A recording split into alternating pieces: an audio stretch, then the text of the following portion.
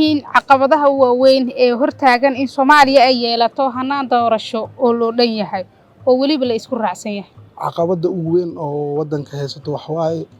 wadanka inuu isku furnayn. waxaa la rabaa doorasho qof iyo cod wadanka dhacaysa la dheh. waa in jamhuuriyadda Soomaaliya oo dhan ay codkaas ka dhacdo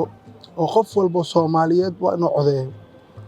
waxaa la dheemo waa in laga tagaa doorasho dadban. waa muwaadin walba inuu codeey karo. marka ma dhici kartaa in jamhuuriyadda Soomaaliya oo dhan codkeeda hal sanduuq lagu ridi karo. waa may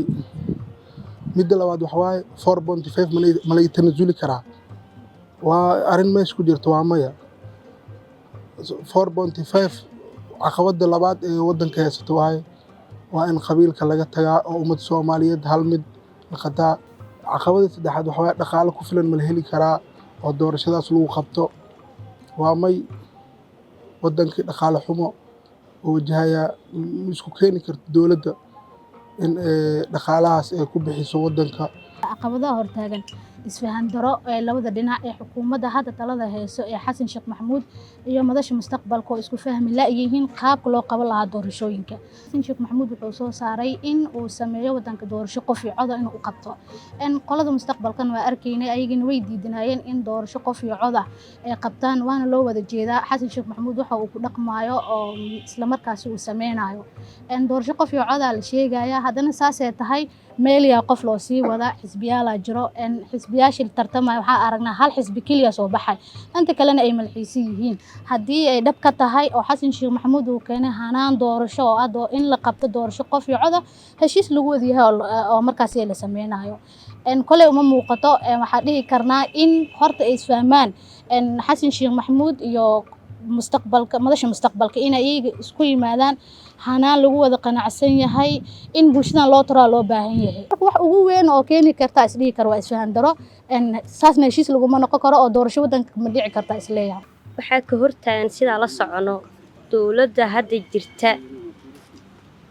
ee mar walba sheegta doorasho qof iyo cod la qabana ayadaa hortaagan. sida hadda la socono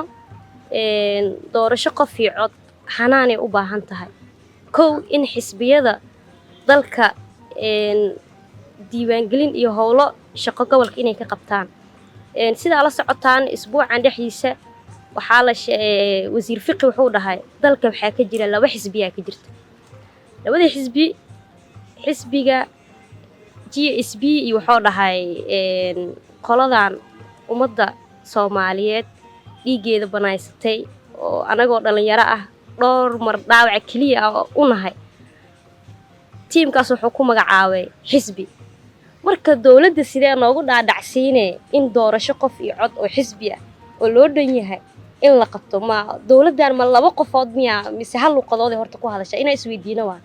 doorasho qof iyo cod marka la qabanayo waxaa loo baahan yahay bulshadii in ay baraarug fiican ay leedahay wacyigelin badan loo baahan yahay waqti badan in la geliyaa loo baahan yahay sida la soconay doorashada golaha deegaanka dad gawaari wata oo shaqooyinkooda u socda waxbarashadooda u socda si qasab ah in surka laga qabto akaarka doorashada oo golaha deegaanka la siinayo ma taas doorasho dhihi karnaa qofka muwaadinka waa in ay ka go'an tahay inuu cod bixin karo waa in faham guud oo ka haysta xisbiga oo codeynayo waa in uu aaminsan yahay xisbiga uu ka socdo. inta badan waxaa la socday doorashada golaha deegaanka askarta booliska ahaayeen xitaa markay dadka saf ku jiraan ay waxay dhahayeen shimbirtu codey soo bulshadiiba ma wacyigelin buuxda ma haysata dowladina awood baaxad leh ma u haysata in doorasho qof iyo cod ah gobolka Banaadir uu ka dhaco. waa tii golaha deegaanka lagu fashilmay marka isla dowladii mar walba sheegta hal qabsi ka dhigata doorasho qof iyo cod u baahanahay ayaga yaa caqabad buuxda ayaga oo marqaati ka nahay oo bulshada Soomaaliyeed ay marqaati ka yihiin. dhalinyarada nahay oo doorasho toosan ay tahay baahi weyn u qabnaa laakiin mid mootooyinka la iska dijinay oo xoog la isku duwaan gelinay taas doorasho ma aragno waxa u aragnaa in Soomaali ay islayso doorasho ka shaqeynaysa oo aragnaa qaybna kama noqonaydo dadkii xoog lagu duwaan geliyaa nahay maantana inaad codayno raalli umni diyaar umni kaarka guriga yaalaan warqadii waa yaalaan xoog la isku duwaan geliyay dadaa ku dhaawacmay aniga hoggaanan ahay hoggaan 60,000 ka badana hoggaan u ahay inaan ku gortamaan rabaa haddii codkaas oo meel ku dhacayo cod baawar aan ku yeesho inuu ii noqdaa jeclahay oo dhalinta bajaajyada maanta aan dhibaatada haysato oo aan la soo koobi karin xukuumadda waddanka jirto waxay ku samaysay waa wax muuqdo A B ka dhigtay dalka waxay tiri mootooyinku waa ka joojinaa dal iyo dibad meel kasta mootada sida qashinkii u soo socotaa afgooyaa baqaaro looga furtay jid la mara ma lahan jidkii canshuurta in lagu dhiso xaq aan u lahayne oo aan rabno inaan marno maanta way xiran yihiin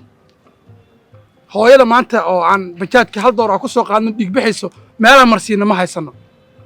iskooskii bakaaro oo ahay iskooskii Soomaaliya ugu weynaay waxaa loo xiray kambaniyaal istiikaro baawuro leh bajaajlihii 2017 wixii bax ka sii aad dalka ku soo laabtay marka ilaahay horta hana badbaasho dhalinyar haddaan nahay dhalinyar Allah u naxariistaa dhaa horta marxuumiin waay gorkood in lagu gorgortamo oo wax walba lagu sameeyo kulley ayagaa raalli ka ah aniga marxuumiina dhihi karaa dhalinyarta Soomaaliyeed sababtoo ah dadka dalka oo maanta gorgortamaya 40 qofood kama badno macallin mucaarad in la isku daro madaxweynta dhalinyartana haddii la isku daro waa 80 waxa waaye waa 4 milyan 3 milyan marka way garan laayihiin marka in ay dalkooda badbaadsadaan ay dalkooda u tashtaan